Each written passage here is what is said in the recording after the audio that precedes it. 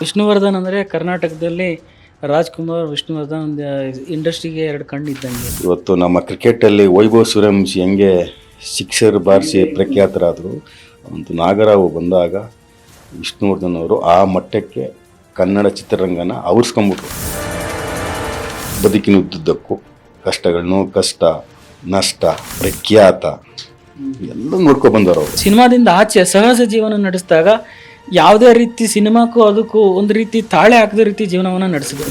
ಮಹಿಳೆಯರಿಗೆ ಒಂದು ತಾಯಿ ಸ್ಥಾನ, ವಿಶೇಷ ಗೌರವ ಕೊಟ್ಕೊಂಡು ಬಂದಂಥ ಚಿತ್ರರಂಗದಲ್ಲಿ ಏಕೈಕ ವ್ಯಕ್ತಿ ಅಂತ ಇದ್ರೆ ಡಾಕ್ಟರ್ ವಿಷ್ಣುವರ್ಧನ್ ಅವರು. ಬರ್ತಾ ಬರ್ತಾ ಎಲ್ಲೋ ಒಂದು ಕಡೆ ಒಂದು ಅವರ ಸಕ್ಸಸ್ಸಿನ ರೇಟು ಮುಳುವಾಯ್ತು ಏನೋ ಗೊತ್ತಿಲ್ಲ. ಈ ನಮ್ಮ ವಿಷ್ಣು ಅಪ್ಪಾಜಿಗೆ ಸ್ವಲ್ಪ ಅವ್ರನ್ನ ಕೇಡ್ ಬಯಸೋರು ಜಾಸ್ತಿ ಆಗೋದ್ರು.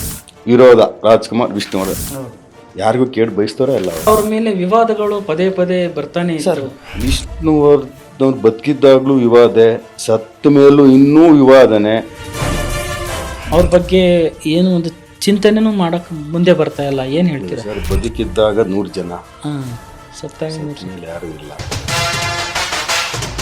ಈ ತಂತ್ರಜ್ಞಾನ ಬಳಸ್ಕೊಂಡೆ ವಿಶ್ವಖ್ಯಾತಿಯ ಚಿತ್ರಗಳು ಕೊಡ್ತಾರೆ. ಕನ್ನಡ ಚಿತ್ರೋದ್ಯಮಕ್ಕೆ ಯಾಕೆ ಸಾಧ್ಯ ಆಗ್ತಾ ಇಲ್ಲ?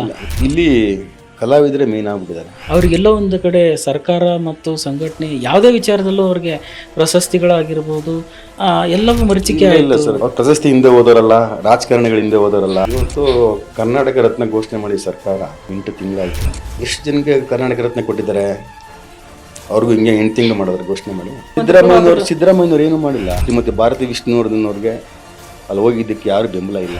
ಅರಣ್ಯ ಇಲಾಖೆ ಅವತ್ತೇ ತಪ್ಪು ಮಾಡ್ತಾರೆ. ಬಟ್ ಕುಟುಂಬ ಒಂದು ಸದಸ್ಯರ ಮೇಡಮ್ ಭಾರತೀಯವರಾಗಿರ್ಬೋದು, ಈ ಸಂಘಗಳ ಮಧ್ಯೆ ಅಭಿಮಾನಿಗಳ ಜೊತೆ ನಿಂತ್ಕೊಂಡಿಲ್ಲ ಅವರು. ನತದೃಷ್ಟರಲ್ಲಿ ನತದೃಷ್ಟ ಅಭಿಮಾನಿಗಳಂದರೆ ಡಾಕ್ಟರ್ ವಿಷ್ಣುವರ್ಧನ್ ಅಭಿಮಾನಿಗಳು.